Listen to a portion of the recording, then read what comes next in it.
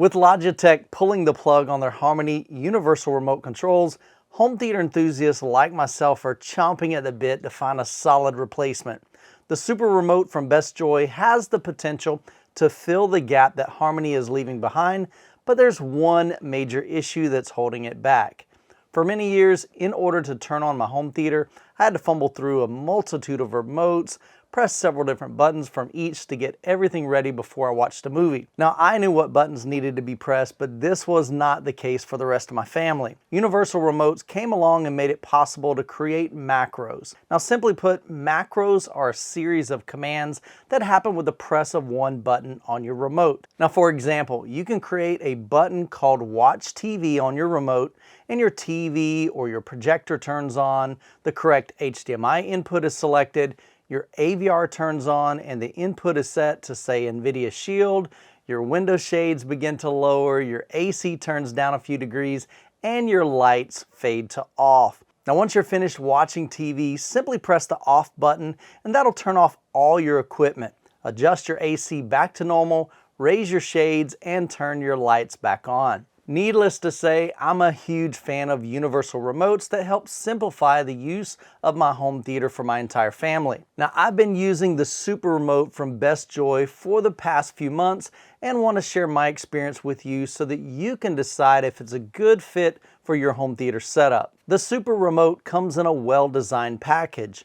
Opening the box, you'll find the remote, a charging block, and a magnetic charging cable. Instead of a charging dock, BestJoy has opted for a magnetic charging cable, which I really like. When charging, you can see the battery indicator level at the top right of the OLED display, as well as a small solid red indicator at the bottom of the remote, which lets you know it's being charged. Now, from a design standpoint, I really appreciate BestJoy stepping away from the standard rectangular design that most remotes offer.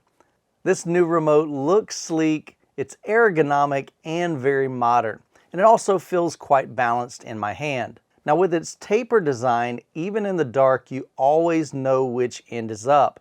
Now, I can't tell you the number of times that I've picked up my Marantz remote, press a button only to discover that I was holding the remote upside down because there's not a distinctive difference between the top and the bottom of the remote. The Super Remote is made of a very light plastic, so it doesn't necessarily have a premium feel when you pick it up. Now, the rear of the remote is incredibly soft, and I really love the blue LED lights that illuminate around the perimeter of the remote. Now, you can control how long the LEDs remain lit in the app, which we'll get to later in this video. The spacing between each button allows for easy differentiation in the dark without the need to look down at the remote, but the buttons are backlit so you can easily see which button you're pressing, even in the dark. Now, unlike the remote on my Marantz AV7706, the OLED display allows the Super Remote to have less physical buttons, allowing for a much cleaner layout. And speaking of the OLED display, the Super Remote has a trackball that allows you to switch between the pages of the OLED display. Now, I haven't seen a trackball since the days of the BlackBerry phones, but I do applaud BestJoy for again stepping outside the norm,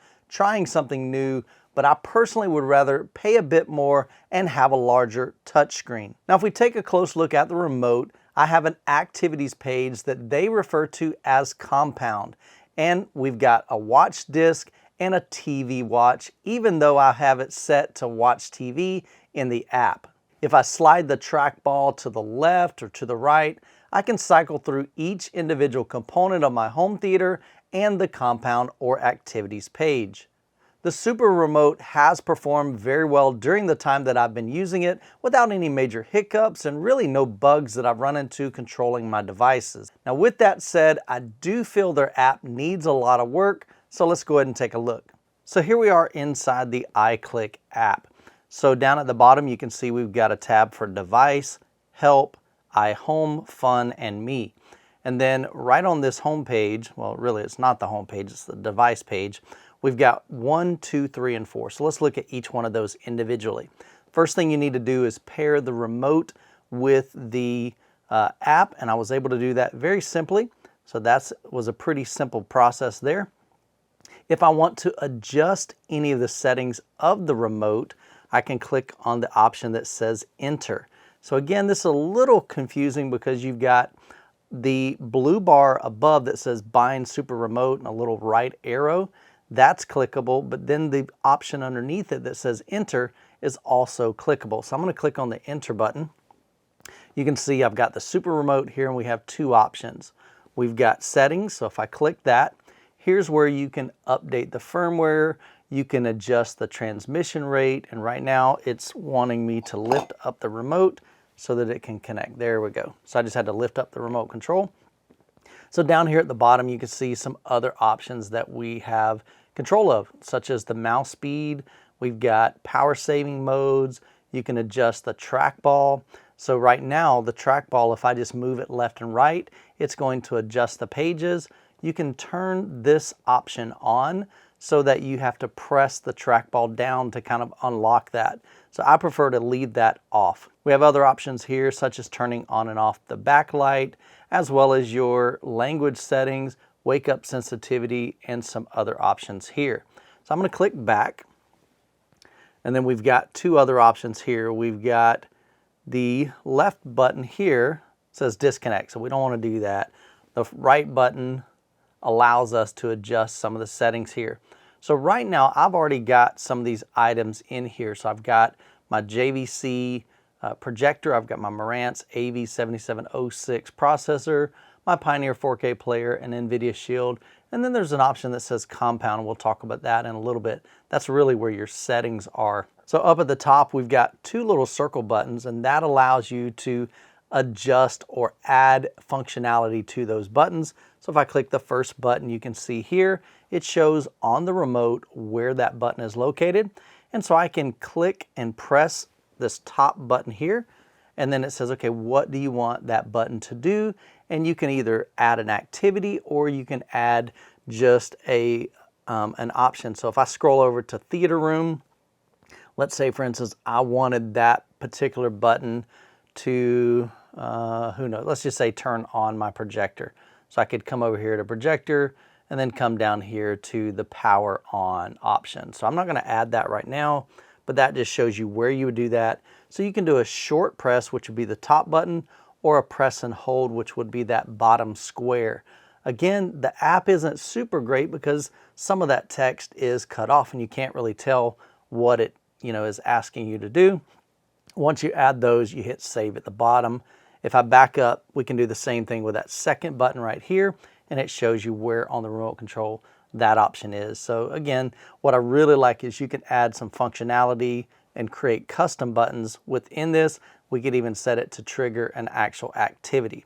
So I'm going to back out of there and go all the way back to that main device page. So step number 2, once you've connected your remote to your app, one thing you're going to need to do is begin to add your individual devices. So here's where you would do that. So I'm going to click on the top part of number 2 where it says remote control device, that little blue bar. So if I click that, here's where this really, I know there's a lot of control here, but man, it gets a little kind of overwhelming, honestly. So I'm going to kind of walk you through real quick. So if you have a remote that's infrared, like my Marantz remote for my AV processor, a couple ways you can add that to the app here. So the first way that you can add a remote to this app is by clicking on the photo and match at the top left. So that's going to open up my camera. We place the remote that we want to add in front of it and just click the shutter button at the bottom. It's going to take a picture of it, kind of scan it, and it's going to see if it's got that remote in its database. So we can look here. It has a bunch of different results. The hard part is some of these are just numbers, so you're going to either have to look on your remote, like I'm looking at the Pioneer remote now, and I don't see any numbers. It might be inside like where the battery compartment is, but you can always click on a remote and then it's going to ask you, okay, is this the main zone? Is this zone 2? So I'm going to say main zone and look and see, okay, is this the right remote?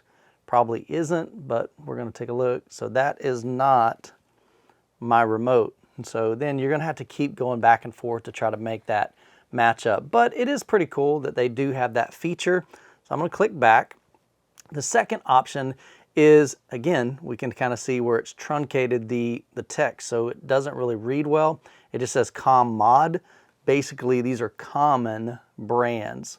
So I'm not sure why they call it mod, but here you can see we've got English as well as another language.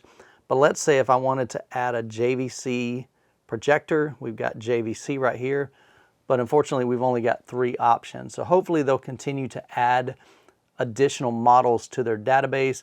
That's one area that Harmony just had it on lockdown. Logitech has been adding devices to their software like for years and years and years. So that's one way to add it as well. And then you've got a bunch of different other things. You can add non-AC devices, AC devices. We got Bluetooth, which that's where I added my NVIDIA Shield. We've got RF, so which is your radio frequency controls, a bunch of other things. So there's a lot of remotes that you can add to this. And I know they're trying to be able to add everything, but it just really, it's a little confusing, honestly, at first glance. So hopefully walking you through this will help you out if you choose to buy this remote. Now down here at number 3, this was confusing to me because they call it regrouped remote control. So if I click on that, it says, do you want to create a compound remote control with or without Bluetooth? So I'm going to say without. And so here, I'm going to hit cancel right there. Here, I can actually program any one of these hard buttons to basically be either a single button, or we can do it as a macro, which is a series of commands. So let's just say, for instance, I want to use this top right button right here. So I'm going to click it once. And it says, okay, am I trying to create a macro? Am I doing a multifunction key? Am I trying to learn an IR code? A bunch of different things that we want to do.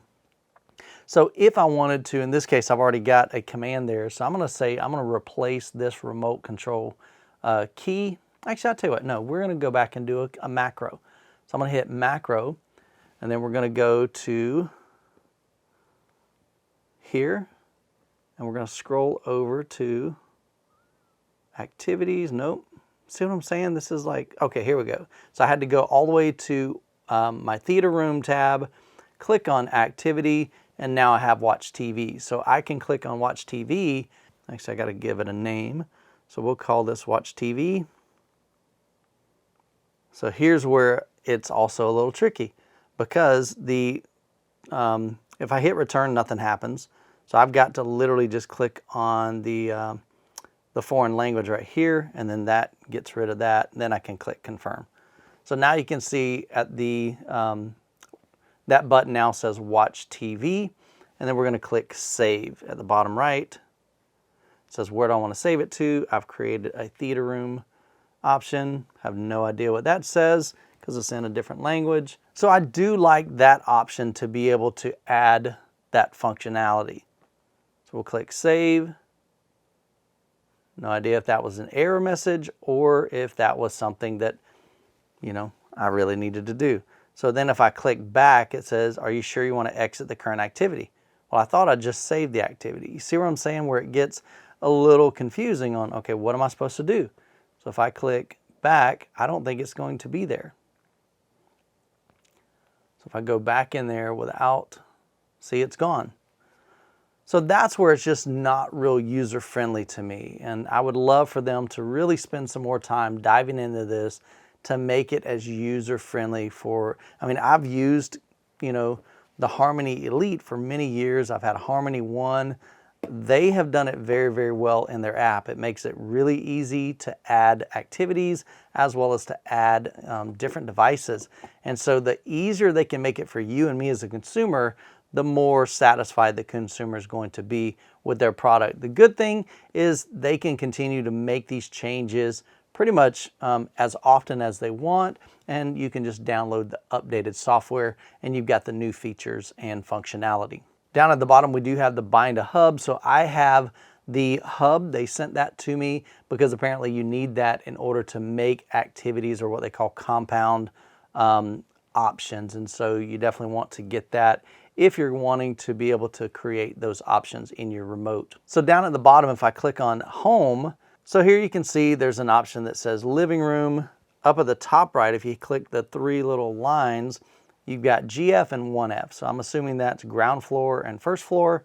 So I programmed mine with first floor, and you can see I added a custom graphic, even though it stretched it. Doesn't look really good there, so there may be a certain dimensions that they want you to use in order to not make it stretch, so that you'd need to kind of find out from them to see if there's a certain dimension that would work better there. But mine did not work, as you can see. But if I click that, we've got access to all of those things that we talked about earlier. The compound, which would be watch TV. I've got one for watch a movie or watch a 4K. Then we've got the individual components, my Marantz AV7706, my Shield, which is the NVIDIA Shield, my Pioneer 4K, my JVC projector, and then as well as the hub. So overall, there's a lot of functionality in the app. However, I just don't feel that it's super intuitive, and it makes it a little clunky to be able to go through and make those changes. The Super Remote retails for $159.99 and offers a great amount of value for the functionality that it provides. Now, Best Joy has shared with me that they're continually working on their app to make it more user-friendly, so we should continue to see updates made as time progresses. If you found this video helpful, make sure to like and subscribe for weekly videos, and I'll have a link to the Best Joy Super Remote down in the description below. Hope you guys have an incredible week. God bless, and we will catch you in the next video.